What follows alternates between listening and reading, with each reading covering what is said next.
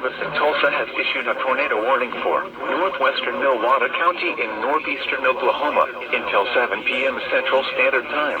At 6:22 p.m. Central Standard Time, a severe thunderstorm capable of producing a tornado was located near Cairo, moving east at 25 miles per hour. Expected hazards include tornado. This is a radar-indicated threat rotation. The following impacts are expected. Flying debris will be dangerous to those caught without shelter. Mobile homes will be damaged or destroyed. Damage to roofs, windows, and vehicles will occur. Tree damage is likely. Locations in or near the path include South Coffeyville. Take cover now. Move to a basement or an interior room on the lowest floor of a sturdy building.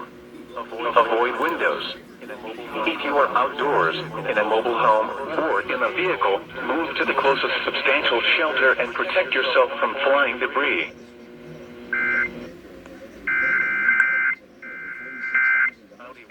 All right, again, that is a new tornado warning now.